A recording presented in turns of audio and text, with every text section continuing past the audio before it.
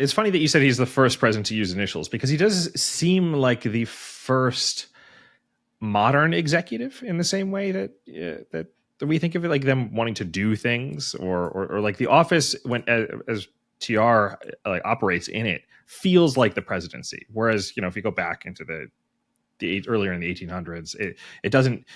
You have to get a little bit more into the weeds.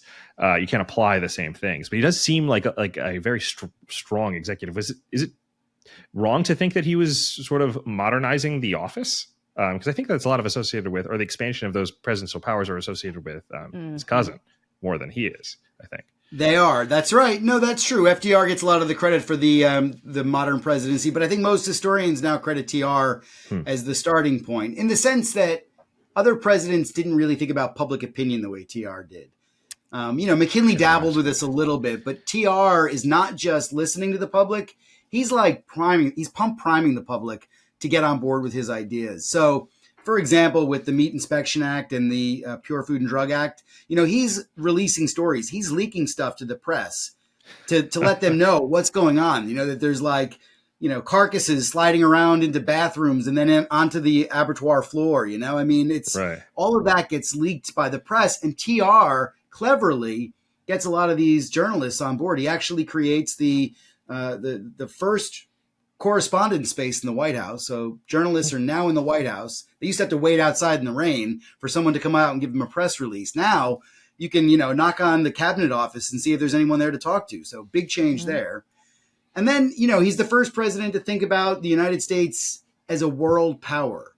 And I mean that not just as obviously McKinley brought in colonialism and the acquisition of the Philippines and Puerto Rico. But TR is not just doing that. He's thinking about America on the world stage, how America's interests are everywhere. It's not just local domestic politics. It's our interests are in Morocco, of all places, or Japan, places that you might never associate the United States with having a set of national interests in. So those are the two big ways that I think he really reshapes the office. And then the other one is bringing executive power to the fore and making Congress sort of subservient to the executive. That really starts with TR. And there's a number of ways he does this with presidential commissions. And he does it by having good relationships with Congress as well. We might talk about Joe Cannon at some stage, but he actually manages a really unruly Speaker of the House and manages the Senate by just doing things. Like, for example, he says famously, I took the canal and the Senate debated. And while they debated, the canal got built. So it's this sort of brash executive power, and he's famous for it. And I think every president since has just gone, oh yeah, this is great. Right. Yeah. There's actually a line of thinking that's a pretty biting critique of him, which I'm not sure how much I give credence to, but that he's overly authoritarian. Which you can see it in comparison to his predecessors, him doing stuff like that. Just all right, I'm just going to go do it. Oh, at the time when this is happening, people are calling him a king and they're saying he's a tyrant, and not everyone, obviously. A lot of people were quite satisfied. But the idea that the unenumerated powers in the Constitution, the stuff that's not there, right? The stuff that you don't know who's really in charge of it. TR just said, I'm in charge of any of that stuff. And by taking charge of it, he just reshaped the presidency into what he called a steward of the public welfare. And that was just not what the job was before he came to the office. And I suppose it bears considering he was not elected at first. He was an accidental president. So the modern presidency in some regard is an accident. Do you think he would have been electable if he had run? I guess, we have McKinley and McKinley dies. And then he becomes president. Do you think, and he does get a second term, or I should say first term of that he's elected, but would he have actually been, I think electable is the word, prior to that? And I was surprised he actually got the first term / second term. He got the second term in an absolute landslide. He ran away with it. He was clearly popular, but whether he would have won without having 3 years under his belt as president already is a good question. He wasn't popular among the New York political set. The bosses of New York were not a big fan. he did have a national reputation that would have been in his favor. It's hard to say. I mean, there were other people that were, Marcus Hanna, who was McKinley's right-hand man, was going to run against TR in 1904, except that he got really sick and died. So it's unclear if TR would have had what it takes in 1901 if he was running as, the hero of the Spanish-American War. Right. Yeah, it's actually funny that we're talking about him as like the first, like the presidency as a modern office, because he does strike me as like one of the first examples of like the modern conception of like an American stereotype. Like he's a rich cowboy guy. Yeah. Like, right. Like it's a very weird thing. Like I still wear blue jeans. Like he would wear Wranglers. Like if he was around today, like and cowboy boots and stuff like that. Like it would be but that's such an American image. But it does seem to stem at least somewhat from TR. At least he's a very prominent early example of that. So there's not many things that I would say TR would do this or TR would do that, but TR would absolutely love that you said that, Isaac, because if there is anything that he wanted to be known as, it was an American, actually. Yeah. So I'm telling you, if he was writing an epitaph on his grave, it would have said American. He thought America was its own race, in fact. He thought that, European settlers mixed with Native Americans and other peoples on the frontier and made this thing called the American race. And he was very proud to be part of that. He didn't brag about having Dutch family. He did talk about being English speaking, but he thought that America was its own people. And they had these unique characteristics that made it exceptionalist place, which of course is, leads to a lot of problems later on, exceptionalism. But for TR, he very much believed in that. Yeah, he might be the most American president that I could think of. Like I mean, it's certainly the first one. If you were to say American president, he's the one you go to. And then there's a stuffed animal named after him, of course.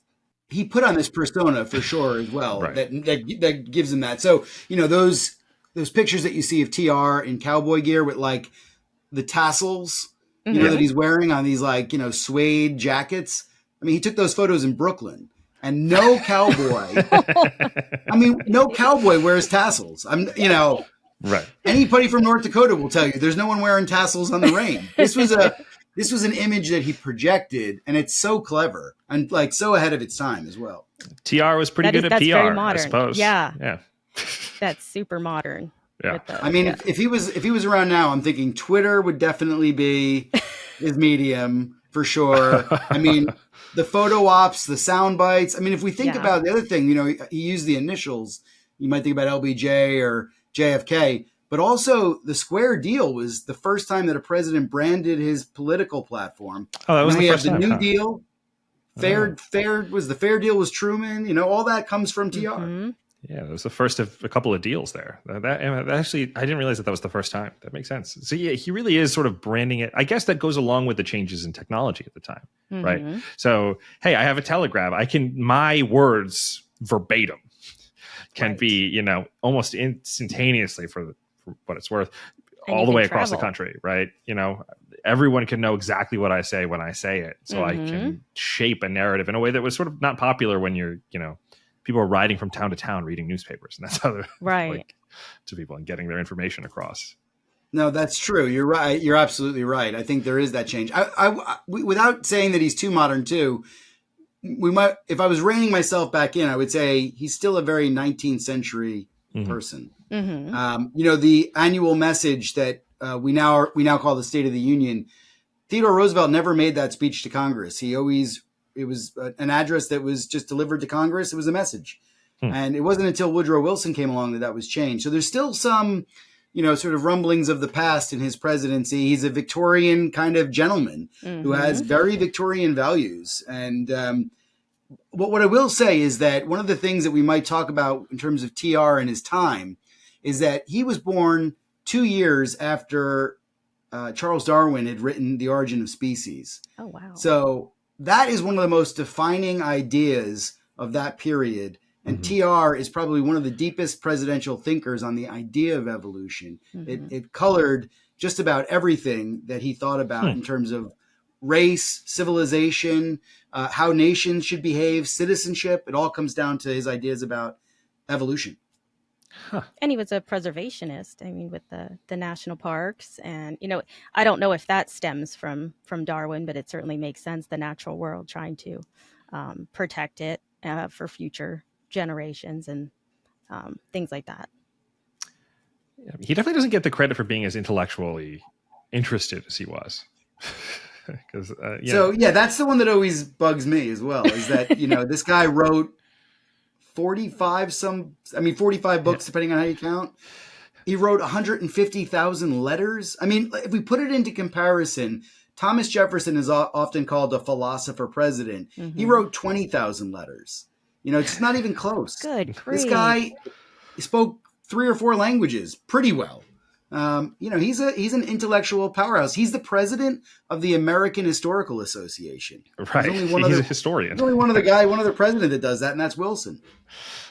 Yeah. Do you think it's because we sort of believe in the persona that he was pushing versus his actual self? He was pushing the Rough Rider, kind of cowboy American.